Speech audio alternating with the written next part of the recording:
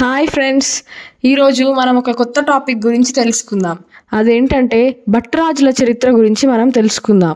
బట్టు రాజు అనే పదాన్ని తీసుకుంటే దాంట్లో రెండు పదాలు ఉన్నాయి. అవి బట్టు, రాజు. రాజు అంటే మనందరికీ తెలిసిందే. మరి బట్టు యొక్క అర్థం ఏంటి? బట్టు అనగా బ్రహ్మ జ్ఞానం పొందినవాడు అని అర్థం.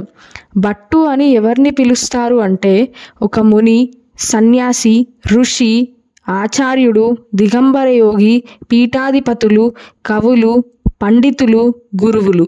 వీరినే బట్టు బ్రాహ్మణులు అని కూడా అంటారు. బట్టు రాజులు బ్రాహ్మణ కులానికి చెందినవారు. మరి వీరికి రాజు అనే పదం ఎలా చేర్చబడింది?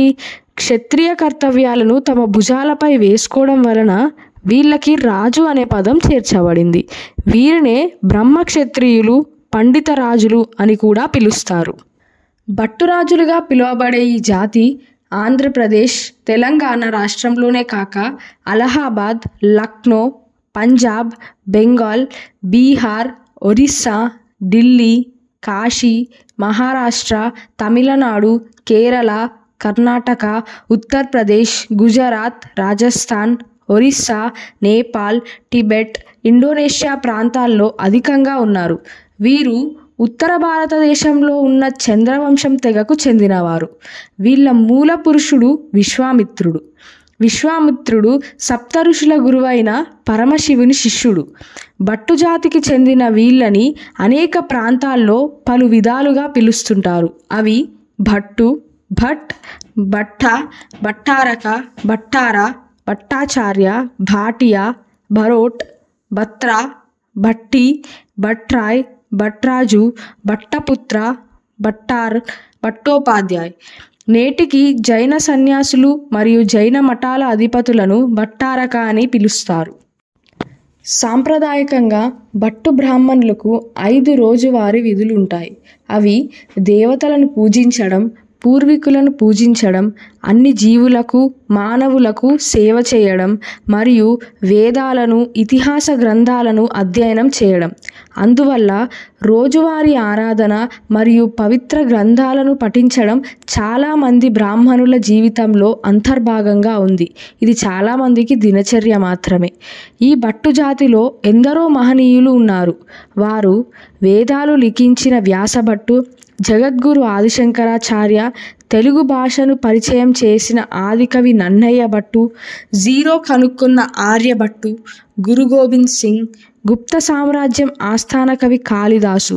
ఈయననే కవికుల గురువు అని కూడా అంటారు. ఛత్రపతి శివాజీ యొక్క రాజగురు గాగభట్టు, మరాఠా సామ్రాజ్యపు పేష్వా బాజీరావు భల్లాల్ భట్, గురు గోరఖ్నాథ్, విజయనగర సామ్రాజ్యపు బుక్కరాజు, ఆయన తండ్రి గారు సంగమేశ్వర రాయభట్టు, నాగభట్టు. ఈయన అరబ్ దండయాత్రలను తిప్పికొట్టారు. మగధ సామ్రాజ్యం స్థాపించిన బింబిసార తండ్రి హేమంత భట్టు, ప్రతిహార సామ్రాజ్యపు భోజరాజు. ఈయన నాగభట్టు మనవడు. ఆయుర్వేద పితామహుడు చరకభట్టు, ఆయుర్వేద నిష్ణాతులు వాగ్భట్టు. అక్బర్ ఆస్థాన కవి బీర్బల్, వారి అసలు పేరు మహేష్ దాస్ భట్టు. శ్రీ వాసుపూజ్య భట్టారా, ఈయన జైన మతం యొక్క 12వ గురువు మరియు ఈయనకు ఒక జైన్ మందిరం కూడా కట్టబడింది. కాకతీయ సామంతరాజు గౌర్రాజు, చాళుక్య రాజవంశానికి చెందిన రాణి విజయభట్టు, భట్ట వర్ధమాన, పండిత్ వైద్యనాథ్. ఇలా చరిత్రలో ఇంకా ఎందరో కవులు, రాజులు, పండితులు, సన్యాసులు, యోగులు, రాజగురువులు, ఆస్థాన కవులు, ప్రధాన మంత్రులు, ఆచార్యులు, సైన్యాధిపతులు, మునులు ఉన్నారు. భట్టు లేక భట్టురాజులు తమ సేవలను అందించిన కొన్ని రాజ్యాలను మనం ఇప్పుడు తెలుసుకుందాం. అవేంటంటే చాళుక్య రాజ్యం, శాతవాహన సామ్రాజ్యం, కాకతీయ సామ్రాజ్యం, కాశ్మీర్ సుల్తానేట్, ఢిల్లీ సుల్తానేట్, మొఘల్ సామ్రాజ్యం, విజయనగర సామ్రాజ్యం, చోళ సామ్రాజ్యం, రాజపుత్ర రాజ్యాలు, గుప్త సామ్రాజ్యం, మౌర్య సామ్రాజ్యం, పల్లవ రాజ్యం. ఇలా ఎన్నో రాజ్యాలకు వాళ్ళు సేవలను అందించారు. ఇప్పుడు మనం కాకతీయ రాజ్యంలో భట్టురాజుల ప్రాముఖ్యతను తెలుసుకుందాం. కాకతీయ రాజ్యాన్ని స్థాపించిన బేతరాజు చాళుక్య రాజ్యానికి సామంతరాజుగా ఉండేవాడు. చాళుక్య రాజ్యం విచ్ఛిన్నమయ్యాక బేతరాజు తనని తాను కాకతీయ రాజ్యానికి మహారాజుగా ప్రకటించుకున్నాడు. అతని ముని మనవడు గణపతి దేవుడు కాకతీయ రాజ్యాన్ని వరంగల్కి మార్చి కోటని నిర్మించడం ప్రారంభించాడు. కాకతీయ రాజ్య విస్తరణలో భాగంగా కడపలోని కాయస్థ రాజ్యాన్ని పాలించే గంగయ్య సాహిని గణపేశ్వర భట్టుని ఓడించి సామంతరాజుగా చేసుకున్నాడు. ఈయన ప్రతిభకు మెచ్చి గణపతి దేవుడు గంగయ్యని భట్టార నియోగాధిపతిగా నియమించారు. భట్టార నియోగాధిపతి అనగా ప్రధానమంత్రి అని అర్థం. నియోగ అనగా విభాగము అని అంటారు. కాకతీయ రాజ్యంలో 72 నియోగాలు ఉండేవి. అవి వైద్య సేవ, రక్షణ సేన, రసాయన శాస్త్రము, ఎడ్యుకేషన్, ఆర్ట్స్, విలేజ్ అడ్మినిస్ట్రేషన్, ఇలా ఒక్కో దాన్ని నియోగం అని అంటారు. నియోగ అనగా విభాగము అని అర్థం. ప్రతి నియోగానికి ఒక భట్రాజు అధిపతిగా ఉండేవాడు. ఇలా 72 నియోగాలకి అధిపతిని భట్టార నియోగాధిపతి అని అంటారు. కాకతీయ రాజ్యంలో మంచి భట్టు అని బ్రాహ్మణ రాజపురోహితుడు ఉండేవాడు.